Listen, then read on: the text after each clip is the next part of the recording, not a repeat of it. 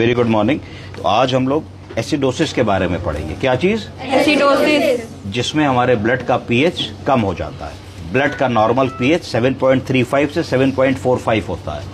जब भी पीएच 7.35 से कम होता है तो उसको एसिडोसिस बोलेंगे। क्या बोलेंगे? एसिडोसिस। और अगर 7.45 से अधिक होगा तो उसको एल्केलोसिस बोलेंगे। तो हमारे पास इस पर्टिकुलर पेशेंट में इसका पीएच कितना लिखा है? 6.92। तो 6.92 का मतलब है हमारा पेशेंट सीवियर एसिडोसिस में है। एसिडोसिस का मतलब है पीएच कम हो गया है। अब हमको पता होना चाहिए कि एसिडोसिस दो प्रकार की होती है, एक रेस्पिरेटरी और एक मेटाबॉलिक। कौन सी? अगर एसिडोसिस का कारण है कि कार्बन डाइऑक्साइड बढ़ रहा है और ऑक्सीजन कम हो रहा है तो उसको हम रेस्पिरेटरी एसिडोसिस बोलेंगे, और यदि ऐसा नहीं है तो उसको मेटाबॉलिक बोलेंगे। मेटाबॉलिक एसिडोसिस कब हो सकती है? जब उसका कोई मेटाबॉलिक फैक्टर गड़बड़ा रहा हो, जैसे कि ब्लड यूरिया, जैसे कि सीरम क्रिएटिनिन, जैसे कि लिवर फंक्शन, तो उसको मेटाबॉलिक कॉज बोलेंगे। तो इस पर्टिकुलर केस में हमने देखा कि हमारा कार्बन डाइऑक्साइड 34 है जो कि नॉर्मल है, और हमारा PO2 ऑक्सीजन 101 है जो कि नॉर्मल है। तो इसका मतलब इस पर्टिकुलर केस में जो एसिडोसिस हो रही है वो मेटाबॉलिक है, ना कि रेस्पिरेटरी। अब मेटाबॉलिक कॉज इनमें क्या है? अगर हम इनकी जांच देखेंगे तो देखेंगे कि इनका यूरिया और क्रिएटिनिन बहुत बढ़ा हुआ है और यूरिन आउटपुट नहीं आ रहा है।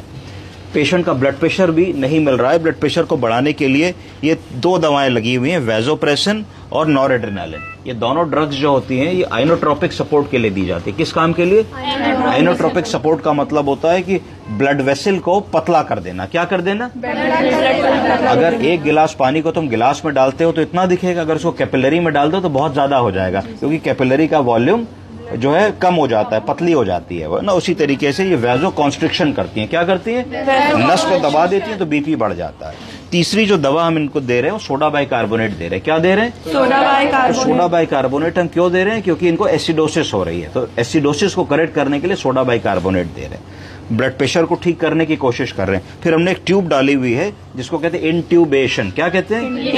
इंट्यूबेशन करके हमने उनको वेंटिलेटर जोड़ा हुआ है, जिसकी वजह से जो इनके रेस्पिरेटरी पैरामीटर्स है वो मेंटेन रहे, ब्रेन में और शरीर में हाइपोक्सिया अर्थात ऑक्सीजन की कमी ना होने पाए। इसलिए ये काम हम इनके साथ कर रहे हैं। तो आप इनको स्टेबल रखने की कोशिश कर रहे हैं जब तक कि डायग्नोसिस ना बन जाए, जब तक कि इनकी बीमारी का पता न लग जाए, और जब तक कि दवाओं को असर करने के लिए जो समय चाहिए होता है 2 से 3 दिन का, वो समय आपको ना मिल जाए। तो आप इनको लाइफ सपोर्ट सिस्टम पे रख करके इनके सारे पैरामीटर को स्टेबलाइज रखने की कोशिश करते हैं। क्या वाइटल पैरामीटर्स होते हैं? Blood pressure, pulse, respiratory rate, SpO2, input output, chest में बायलेटरल केयर एंट्री हो, सीक्रेशंस ना हो, ABC, एयरवे, ब्रीदिंग, सर्कुलेशन, इन सारी चीजों पे हम लोग ध्यान देने की कोशिश करते हैं। दूसरा हम देख रहे हैं कि इनको ब्रेडिकार्डिया हो रहा है। इनका हार्ट रेट 65 है। क्या हो रहा है? ब्रेडिकार्डिया। नॉर्मल हार्ट रेट कितना होता है? 72। कितना होता है? 72। अगर वो 70 से कम है तो ब्रेडिकार्डिया की श्रेणी में आता है, और अगर 80 या 85 से ज्यादा है तो टेकीकार्डिया की श्रेणी में आता है। तो ये जो इनको ब्रेडिकार्डिया हो रहा है इसका कारण है मेटाबॉलिक एसिडोसिस। तो मेटाबॉलिक एसिडोसिस जैसे करेक्ट होगी तो ब्रेडिकार्डिया करेक्ट होगा। इनमें कारण है कि ब्लड यूरिया, सीरम क्रिएटिनिन बढ़ा हुआ है। तो अगर हम इनको डायलाइज करते हैं, इनकी हेमोडायलिसिस करते हैं, तो इनका जो पीएच है वो सेटल हो जाएगा और एसिडोसिस सेटल हो जाएगी, ब्रेडिकार्डिया भी सेटल हो जाएगा। इनमें डायलिसिस करने के लिए एक समस्या आ रही है कि डायलिसिस करने के लिए जरूरी है कि आपका मीन आर्टीरियल प्रेशर यानी कि ब्लड प्रेशर 100 के ऊपर हो। इनमें ब्लड प्रेशर 100 के ऊपर अभी नहीं अचीव हो रहा है। तो जैसे ही लो बीपी में आप डायलिसिस करते हैं तो कार्डियक अरेस्ट होने का डर रहता है। तो अभी हम वेट करेंगे कि थोड़ा सा इनका ब्लड प्रेशर स्टेबलाइज हो। ब्लड प्रेशर स्टेबलाइज होता है तो इनको स्लेड डायलिसिस दी जाएगी, स्लो डायलिसिस। स्लेड डायलिसिस देंगे तो बॉडी से टॉक्सिन्स बाहर आएंगे, टॉक्सिन्स बाहर आएंगे तो इनका एसिडोसिस करेक्ट होगा, एसिडोसिस करेक्ट होगा तो ब्रेडिकार्डिया करेक्ट होगा और ये कॉन्शियस हो जाएंगे। समझे आप लोग? Yes sir. Thank you.